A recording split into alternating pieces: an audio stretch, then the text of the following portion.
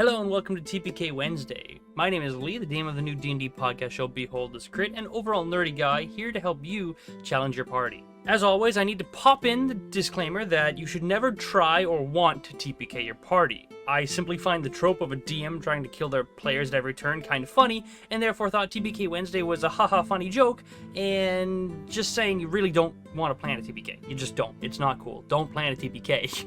Anyways, TPK Wednesday is a new series where we're going to try to come up with fun and unique ways to challenge your party. These encounters can include combat, skill challenges, timed events, and more, but today we're going to cover a little bit of a different one with one of my favorite monsters, probably in D&D 5e ever. So we've already covered the one-turn TPK with the Banshee, the Vicious Mockery Incarnate with the Gazer, and today we're going to be covering one of my favorite clingy ex-boyfriends of a monster, the Revenant.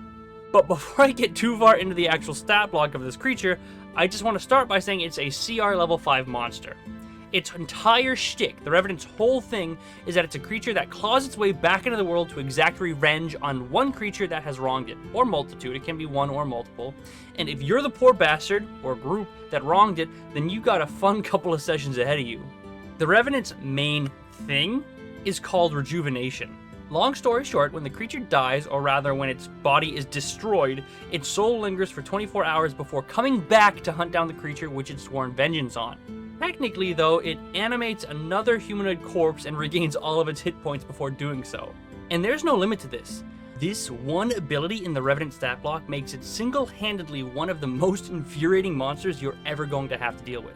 In fact, the only documented way to actually end the cycle is to utilize a wish spell to wish that that soul goes to the afterlife. Meaning that if your DM is a sadist, then you need to find a wish spell in order to end this monster for good. And let's not forget the fact that earlier I said this is a CR5 monster, meaning that if you encounter this monster when it should reasonably be a difficult encounter for you, you probably just reached level 5. Now, if you've been playing 5e for any amount of time, you know that at level 5, you've just got access to 3rd level spells. Now, I know math might not be a lot of people's strong suits, it's especially not mine, but if you want to wish this Revenant away, you've essentially got about 12 levels before you get access to 9th level spells, at level 17. Level 17, to put into perspective, is a very, very long way away, considering that most campaigns die out well before level 15, especially when you consider that this son of a bitch is going to be on your ass the entire way there. And since it only takes about 24 hours to regenerate, you'll be seeing this clingy bastard every day. But hey, on the bright side, he only gets to chase you down for a year before he crumbles to dust, so I guess you got that going for you. Okay, well, let's take a step back and just kind of reevaluate. If he only has a year and he inhabits a random body on the material plane, he still has to find you, right? Well, yeah, technically, but there's an interesting little thing on his stat block that I might not have mentioned yet that's called Vengeful Tracker. This ability allows the Revenant to know the exact location of the creature it is tracking, even if they're on a different plane of freaking existence. This guy literally has a 24/7 GPS tracker on your location at all times, meaning you can't run, you can't hide, he will literally always find you. Oh, and before you say, ha, well, that's what the spell Feign Death is for, nerd, got him, you're wrong. The Revenant specifically states that no magic can hide a creature pursued by a Revenant. Meaning that no matter what you do, eventually you're going to have to deal with this guy, and unfortunately a normal restraining order is not going to cut it because this guy does not give a shit about your 300-foot safe space. Okay, let's move back to the actual stat block because this guy can't be that bad, right? I mean, if his whole shtick is that he's just annoying, they can't make him too strong, right? Wrong you are, little Jimmy. This bad mamma-jamma has multi-attack with a whopping 2d6 plus 4 of damage, which isn't necessarily that crazy for a CR5 monster, but there's more to it than that. If the Revenant attacks a creature which it has sworn vengeance on, it now deals an extra 4d6 damage. Now, if the Revenant gets both attacks off on the creature it swears vengeance on, then this gets really nasty. Mathematically speaking, those 2 attacks of multi-attack, the Revenant can deal 12d6 plus 8 for a CR5 monster. On average, with math, that's a whopping 44 damage a round. And that is only on average. If the DM is on a roll and he's having a good night with his dice, this can easily hit upwards of 50 plus damage in a single round. But I haven't even gotten to the worst part. He has another ability, and this is called Vengeful Glare. Vengeful, revengeful, everything in his stat block says vengeful or revenge, it's crazy. Vengeful Glare essentially makes it so the target that it's sworn its vengeance on must succeed a wisdom saving throw of 15 or more or be paralyzed. Now, for those of you who aren't really familiar with conditions, I don't blame you. It's kind of difficult to remember all of them because there's so many and they all kind of so tedious. But paralyzed is arguably the worst condition that you can be afflicted with in this specific scenario because the poor son of a bitch who wronged this mad lad, being paralyzed gives advantage on all the attacks, and any attack that hits is a critical hit. And for those of you who struggled to remember 30 seconds ago like me, a critical hit doubles all dice rolled in the damage. Which means all 12 of those d6 that you rolled now do double damage.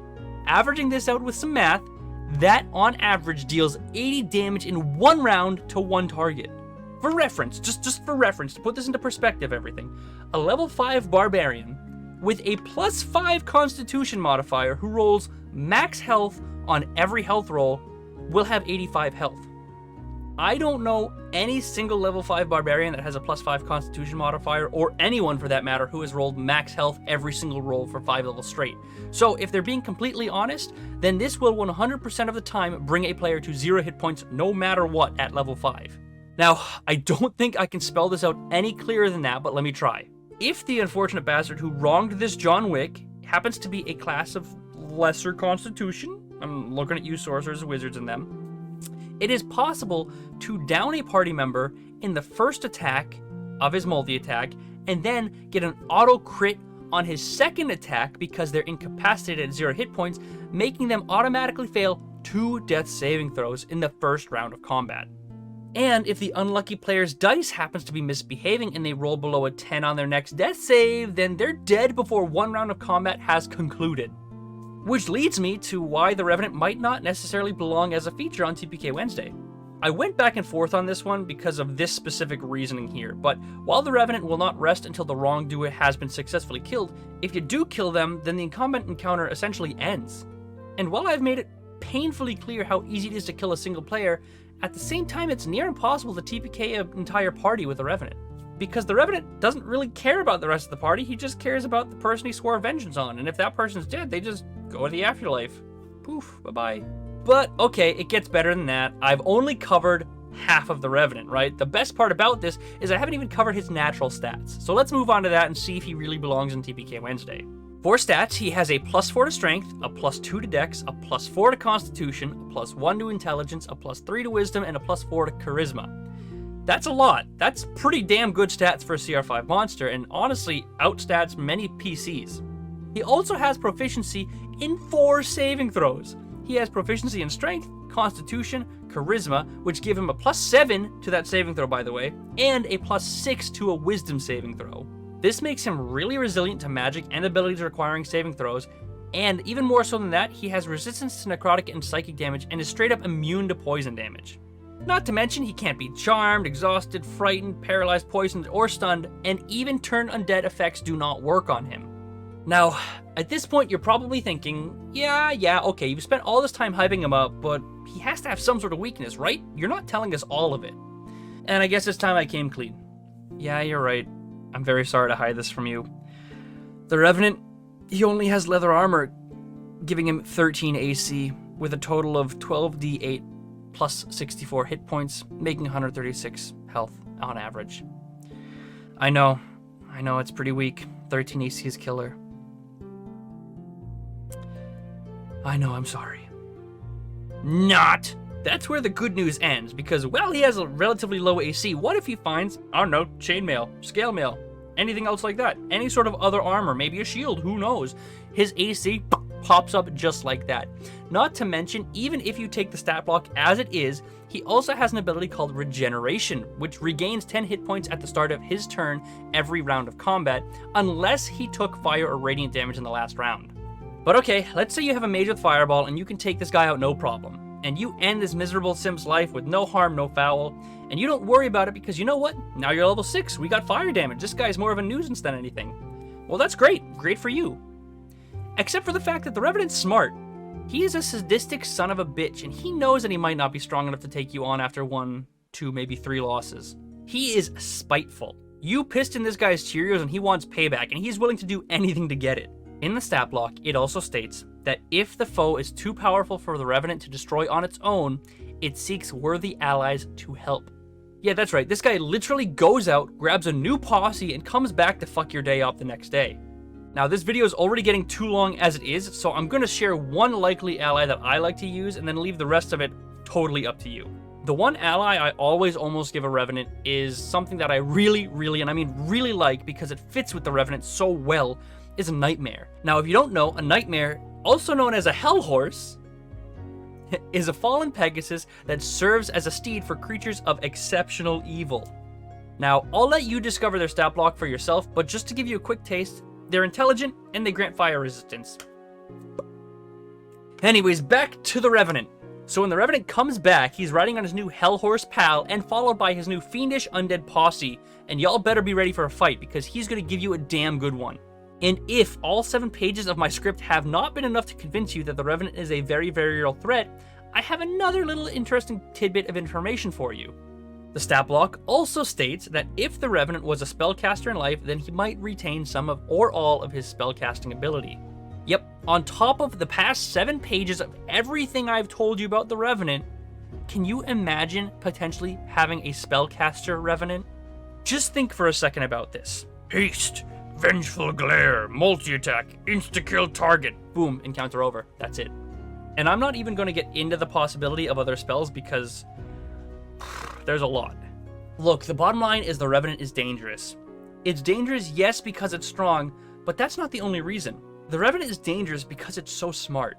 This creep will make any deal and do anything that it needs to in order to make sure that the poor son of a bitch who wronged him is ended. This bad Larry is so obsessed with revenge that his ever-tormented soul that is currently bent on revenge will literally sell itself to a devil in order to completely and utterly destroy you. And he will not rest until his revenge is complete. Or, you know, a year goes by, but if by then you haven't figured out how to deal with him, then honestly, that's kind of on you. But that's it. I'm done. I've talked enough. This video's long enough. No outro, no nothing. That's it. Hope you enjoyed. Bye. Go watch our live stream or something. See you later.